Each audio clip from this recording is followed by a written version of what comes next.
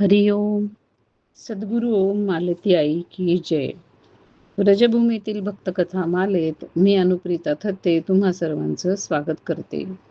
या कथामालेतली 96वी कथा भक्तराज श्री मानसिंह राजावत म्हणजेच भगतजी यांची आपण ऐकतोय. त्याचा आता तिसरा भाग आपण ऐकूया. घरातल्या लोकांचं तर येणं वृंदावन इथे होतच असे, पण आईच्या आग्रहामुळे वृंदावनहून लोरडी ह्या आपल्या गावी 2-3 वेळा तरी निदान या भगतजींना जावं लागलं. भगतजींवरती घरातल्या लोकांचा इतका लोभ होता, इतकं प्रेम होतं, की त्यांचा मोह त्यांच्या मनातला जात नव्हता आणि ते वारंवार इथे येत असत. त्यामुळे इथे आल्यावरतीही त्यांना यांचा सत्संग घडत असे. वृंदावनातलं ते सगळं कृष्णमय वातावरण त्यांना दिसत असे आणि ज्यावेळेला भगतजी आईच्या आग्रहावरून तिथे राहायला जात, त्यावेळेला घराच्या जवळ जे मंदिर होतं, तिथे ते काही काळ कीर्तन करत असत. या सगळ्याचा परिणाम घरातल्या लोकांच्या वरती झाला आणि तसे ते काही लोक नास्तिक होते असं नाही, पण क्षत्रिय वंशाचे होते आणि एक धर्मनिष्ठ होते. विशिष्ट प्रकारांनी धार्मिक काही गोष्टी केल्या की झालं, बाकी हा भोगविलास हा त्यांचा सगळा होताच. पण आता या भगतजींच्या सत्संगामुळे त्यांच्या मनामध्ये परिवर्तन झालं आणि त्यांनी सुद्धा मांस आणि मदिरा ह्याचा त्याग केला.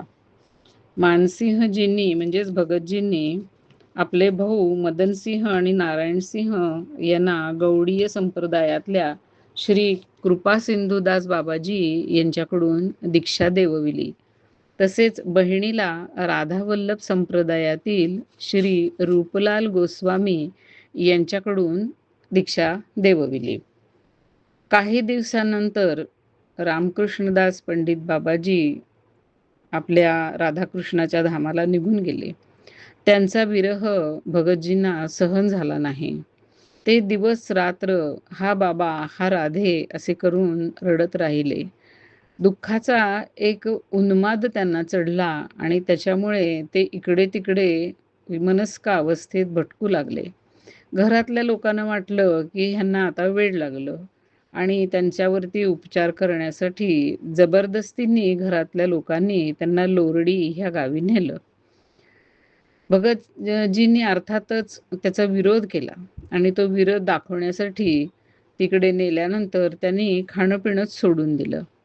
पण त्यांच्या वडिलांना हा सुद्धा म्हणजे खाणं पिणं सोडणं हा सुद्धा वेडाचाच परिणाम वाटला.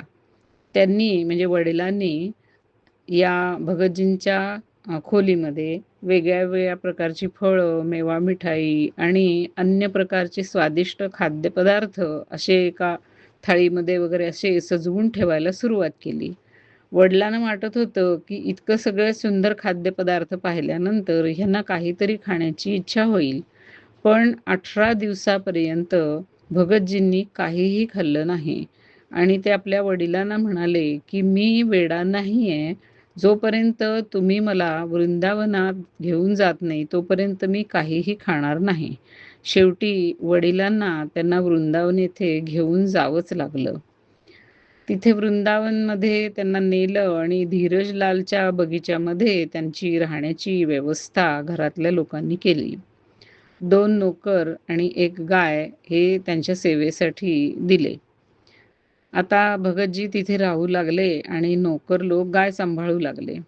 त्या गाईचं दूध ह्यांनी घ्यावं अशीच सगळ्यांची इच्छा होती आणि त्याच्यासाठीच हा सगळा व्यापार त्यांनी केलेला होता. भगतजी कधी दूध घेत तर कधी घेत नसत. पण त्यांना एकंदरीत घरातल्या लोकांनी आपल्यासाठी केलेली ही व्यवस्था त्यांच्या विरागी स्वभावाला साजेल अशा पद्धतीने आवडलीच नव्हती. शिवाय धीरजलाल ह्या बगीच्यामध्ये इतरही अनेक साधू राहत असत. त्यामुळे त्यांच्या भजनासाठी जो एकांत हवा त्याला ती काही जागा योग्य नव्हती. कारण भगतजींना एकांत प्रिय होता. शेवटी एकांतासाठी हरगुलालच्या बगीच्यामध्ये हे जाऊन राहू लागले. नोकरही गाईला घेऊन तिथेच राहायला गेले. आता भगतजींनी गाईचं दूध घ्यायचं पूर्णपणे बंद करून टाकलं. ते गावातून मधुकरी मागून आणत आणि तीच खात असत.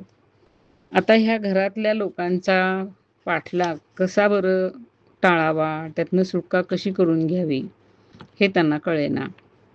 शेवटी ते आपल्या या दुःखी अवस्थेमध्येच तिथून कुठेतरी गुपचूप निघून गेले. त्यांना खूप शोधलं तिथल्या लोकांनी, नोकरांनी, पण ते काही कुणाला सापडले नाहीत. हळू-हळू महिना 2 महिने साधारण गेल्यावरती ते नोकर आणि ती गाय हे सगळे लोरडीला परत निघून गेले. अशा प्रकारे 6 महिने गेले आणि 6 महिन्यानंतर आता ही लोकं गेली असतील आणि आपल्याला काही कोणाचा त्रास होणार नाही, या भावनेने ते वृंदावनला परत आले. नंतर बिहारीजीच्या बगीच्यामध्ये ते राहू लागले. गोस्वामी रूपलालजींना ते दिसल्यावरती त्यांनी घरातल्या लोकांना तारेने तशी सूचना केली. त्याबरोबर घरातले लोक पुन्हा आले. ते आले म्हणल्यावरती भगतजींनी त्यांना हात जोडून विनंती केली, की आता तुम्ही कुणीही माझ्याकडे येऊ नका. माझा आणि तुमचा काही संबंध नाही. मी आता संन्यास घेतलेला आहे. त्यामुळे तुमच्याकडून कोणत्याही प्रकारची सेवा मी घेऊ शकत नाही. तुम्ही असे सारखे येता त्याच्यामुळे माझ्या साधनेमध्ये अडथळा येतो आणि त्यामुळं मला त्रास होतोय. तरीसुद्धा 1 महिनाभर राहून मग घरातले लोक परत गेले. पण जाताना एका नोकराला त्यांनी वृंदावनात ठेवलंच आणि त्याला सांगितलं, की "तू दुरून त्यांच्यावरती लक्ष ठेव आणि ते ठीक आहेत ना, त्यांच्या खुशालीची बातमी आम्हाला वेळोवेळी कळवत जा." असे काही दिवस गेले आणि माघ महिन्यात पुन्हा घरातले लोक आले. आता काही गोष्ट या भगतजींनी आपल्या मनाशी ठरवलेली असावी. ते मानसिंहजी आपल्या भाऊ मदनसिंह यांना म्हणाले, की "तू मथुरेला जाऊ शकतोस का?" मदनसिंह अगदी उत्साहाने म्हणाले, "हो, हो, का नाही?" "तर मग मथुरेला जा आणि तिथून एक बहिर्वास, एक चादर आणि एक चटई मला आणून दे. मला रामकृष्णदास बाबाजींच्याकडे जायचं आहे. पण मी हा असा कुठलेही कपडे घालतो, कुठल्याही ठिकाणी जाऊन मधुकरी मागून खातो, इकडचं-तिकडचं.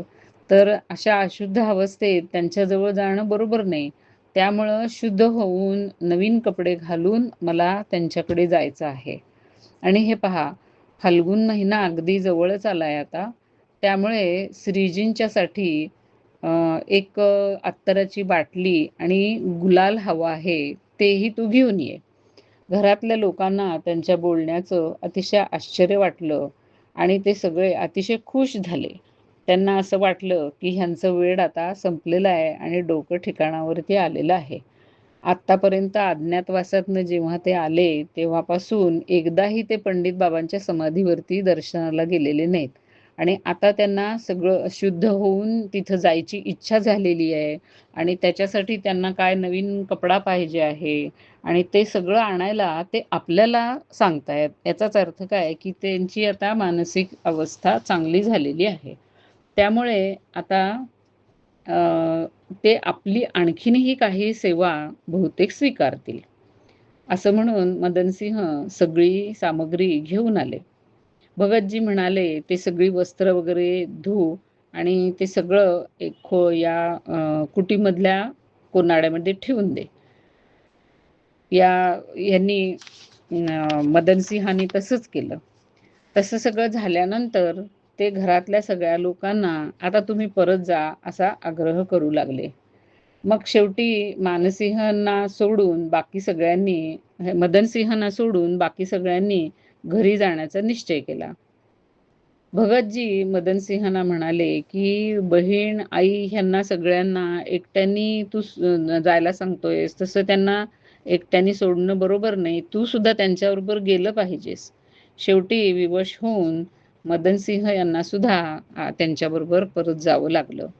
पण जाताना त्यांचा एक जो दासीपुत्र होता रंगीला नावाचा, त्याला त्यांनी वृंदावनात ठेवलं आणि भगतजींची देखरेख दुरूनच कर तू, असं म्हणून सांगितलं त्याला.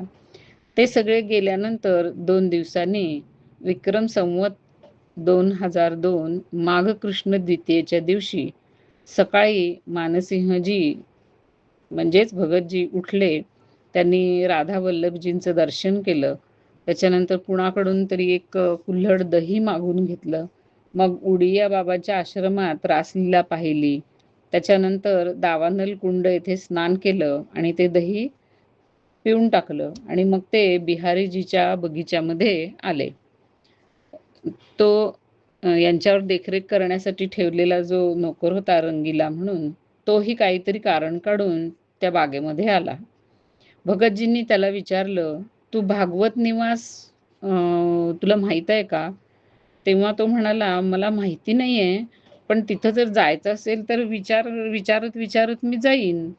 "तर मग तू तिथे जा आणि तिथे कृपासिंधुदास बाबाजींना सांग, की भगतजी आता बाबा रामकृष्णदासजींच्या समाधीचं दर्शन करायला येणार आहेत आणि पण त्यांना प्रसाद घेऊन आणि त्यांच्या प्रसादाची कंठी गळ्यात घालूनच ते येऊ इच्छितात. तेव्हा तुम्ही त्या दोन्ही वस्तू द्यायची कृपा करा." रंगीला आता जाण्यासाठी निघाला होता.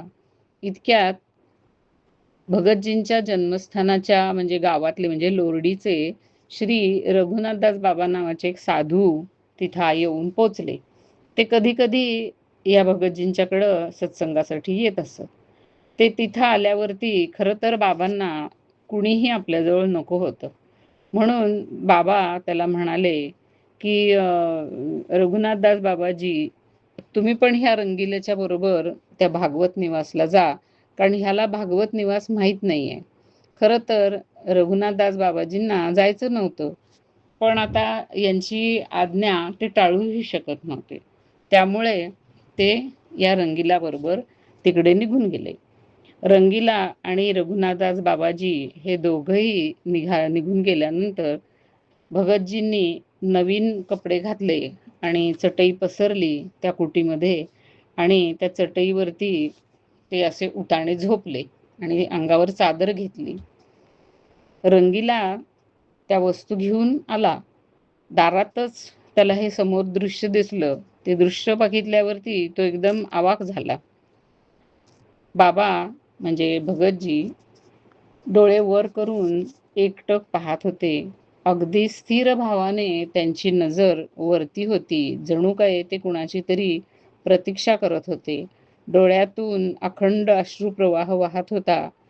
जसं काही ते कुणा एका अत्यंत प्रिय अशा माणसाची वाट पाहतायत आणि त्याला यायला उशीर लागत असल्यामुळे त्यांना आता तो विलंब सहन होत नाहीये. जवळच त्यांनी या मदनसिंहांनी आणलेली ती अत्तराची बाटली आणि गुलाल हे सगळं ठेवलेलं आहे. जणू काही कुणीतरी येणार आहे आणि त्यांचं स्वागत करायचं आहे.